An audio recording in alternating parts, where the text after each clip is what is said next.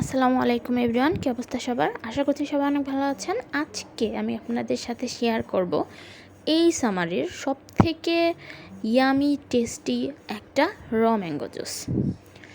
আমের সিজন কিন্তু শুরু হয়ে গেছে, আর এই আমের সিজনে কাঁচা আমের জুস খাওয়াটা কিন্তু কি বলবো, আমি বলবো যে একরকম ম্যান্ডেটরি।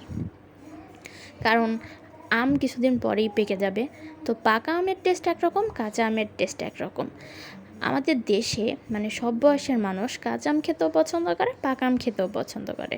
তো যাই হোক, চলুন কথা না বাড়িয়ে আজকে ভালো কথা, এখন কিন্তু বেশ গরম পড়ে গেছে। লোডশেডিংয়ের তো কি বলবো, ঝামেলা তো প্রত্যেকটা দিন সহ্য করতে হয়।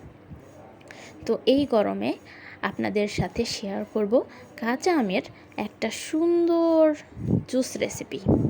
চলেন, তো আমি এখানে একটা গ্রেডার নিয়েছি, গ্রেডার দিয়ে আমি আমগুলোকে গ্রেড করে নেব। আর আমি একটু নরম নরম আম নিয়েছি, কারণ যাতে আমি আসলে আমের জুসটা চাচ্ছিলাম। তো অনেকে বলতে পারেন যে আপনি তাহলে ব্লেন্ডার ইউজ করছেন না কেন? আসলে লোডশেডিংয়ের যে প্রবলেম রে ভাই, কি বলবো, অতিষ্ঠ হয়ে যাচ্ছি। তো সেই জন্য আমি আসলে গ্রেডার নিয়েছি আর নরম নরম আম নিয়েছি, যেগুলো 3-4 দিন আগে পড়েছে, তো ঘরের থেকে থেকে নরম হয়ে গেছে, সেই আমগুলোকে নিয়েছি। তো এখন আমি প্রত্যেকটা আম গ্রেড করে নেব। তো গ্রেড করা হয়ে গেলে আপনারা দেখতে পাচ্ছেন যে এখানে আমের জুস। তো আমের জুসের ওপরে আমি যেহেতু ঝাল প্রেমী, আমি ঝাল খেতে পছন্দ করি, সেজন্য আমি আমার টেস্ট অনুযায়ী কাঁচামরিচ দিয়ে দিব। তো কাঁচামরিচ দেওয়ার পরে আমি অ্যাড করব কিছু লবণ বলতে এটাও কিন্তু আপনার টেস্ট স্বাদ অনুযায়ী হবে। তো এর সাথে যদি ধনেপাতা দেওয়া যেত ভালো হতো।